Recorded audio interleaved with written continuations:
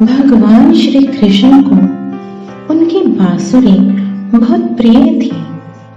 वह बांसुरी को हमेशा अपने साथ रखते थे। उनकी बांसुरी की धुन सुनकर पूरा विश्व ही भक्तिमय हो जाता था। हालांकि फिर भगवान श्री कृष्ण ने अपनी बांसुरी तोड़ दी थी। भगवान श्री कृष्ण की बांसुरी प्रेम, खुशी और आकर्षण का प्रतीक मानी जाती है। उनकी बांसुरी का नाम महानंदा या सम्मोहिनी था।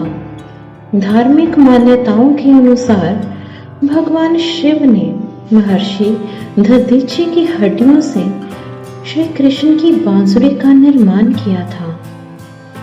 जब भगवान शिव बाल श्री कृष्ण से मिलने आए तो उपहार स्वरूप यह बांसुरी उन्हें भेंट की थी। भगवान कृष्ण को अपने बाल रूप में बांसुरी बजाने का बहुत शौक था। यह शौक ऐसा था कि उन्होंने 11 वर्ष 56 दिन की अवस्था तक उन्होंने एक पल के लिए भी इस बांसुरी को अपने से अलग नहीं किया। हालांकि यह शौक दुनिया को दिखाने के लिए था।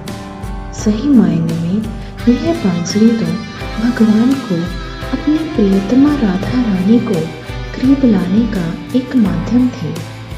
राधा रानी के इसकी धुनों को सुनते ही भगवान से मिलने के लिए कुंज गलियों में दौड़ पड़ती थी। मथुरा जाते समय जब भगवान राधा रानी से मिले तो उन्होंने वृंदावन में आखिरी बार बांसुरी बजाई और राधा रानी से विदा लेने के बाद उन्होंने बांसुरी बजाना ही छोड़ दिया।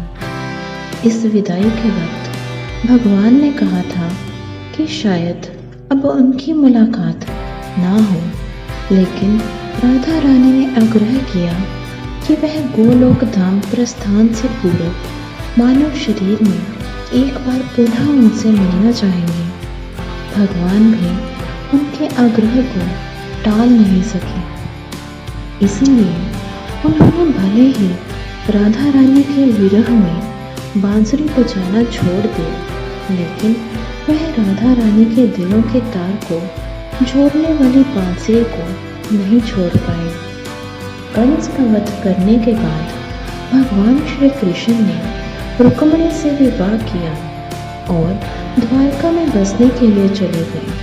हालांकि रुक्मिणी ने पत्नी धर्म निभाया और हमेशा भगवान की सेवा में लगी रही, लेकिन श्री कृष्ण अपने मन से राधा को कभी निकाल नहीं पाए। ऐसी मान्यता है कि भगवान श्री कृष्ण ने जिंदगी भर अपनी सारी जिम्मेदारियां बखूबी निभाई, लेकिन कालांतर में जब राधा रानी की आखिरी मुलाकात द्वारका में भगवान से हुई तो उन्होंने बताया कि धरती से प्रस्थान का समय आ गया है।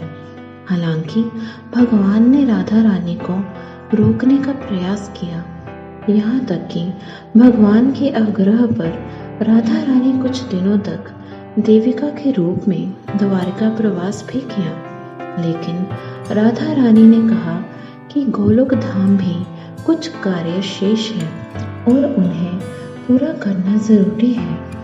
इस आग्रह को भगवान टाल नहीं सके।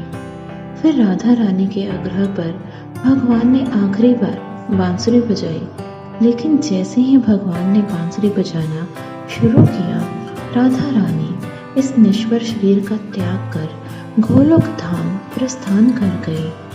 भगवान भी उन्हें जाते देखकर बहुत दुखी हुए और उनके विरह को बर्दाश्त नहीं कर पाए। उन्होंने उसी पल बांसुरी को तोड़कर झाड़ियों में फेंक दिया। मथुरा आने के बाद भी भगवान अपनी बांसुरी को सदैव अपने पास ही रखते थे, बल्कि दूसरे शब्दों में कहें तो वह इसे कभी अपने से अलग नहीं करते थे। गुरुकुल में उनके सहपाठियों व गुरुकुल से वापस लौटने के बाद उनकी माँ देवकी ने उनके पास बांसुरी देखकर कई बार उसे बजाने का आग्रह किया। देवकी ने तो यहाँ तक कहा कि उनकी रस माधुरी बांसुरी की खूब चर्चा सुनी है। एक बार इसकी धुन उन्हें भी सुना दी, लेकिन भगवान उनके आग्रह को भी टाल दिया। यहाँ तक कि जब उद्धव ने इस बांसुरी को सामान्य वाद्य यंत्र कह दिया, तो उन्होंने इसका महत्व और इसकी विशेषता बताते हुए बताया कि आखिर वह क्यों इसे नहीं बजाते। उन्होंने उद्धव को कहा कि क्यों बजाए बांसुरी, किसके लिए बजाए। आखिर जब राधा रानी ही नहीं तो बांसुरी की धुनों का मतलब है क्या। वृंदावन में 11 वर्ष 56 दिन के प्रवास के दौरान भगवान कृष्ण ने कभी सिले वस्त्र नहीं पहने, कभी पैरों में पन्ही नहीं पहने, लेकिन माथे पर मोर मुकुट और हाथों में बांसुरी को कभी अलग नहीं किया। भागवताचार्यों का मत है कि बांसुरी जहाँ प्रेम का प्रतीक है, वहीं मोर मुकुट काम त्याग का परिचायक है। इस प्रसंग की व्याख्या अलग अलग विद्वानों ने अपने अपने तरीके से किया है, लेकिन सभी विद्वानों में कोई दो राय नहीं है कि दो शरीर में धरती पर अवतरित हुए भगवान कृष्ण और राधा रानी एक ही है, केवल लीला के लिए दो शरीर में अवतरित हुए हैं। यह बांसुरी ही तो थी जो इन दो शरीरों के तार को आपस में जोड़ने का काम करती थी। कई विद्वानों ने यहाँ तक माना है कि यह बांसुरी भी गोलोक धाम से ही आई थी। धन्यवाद। Please like and subscribe this channel.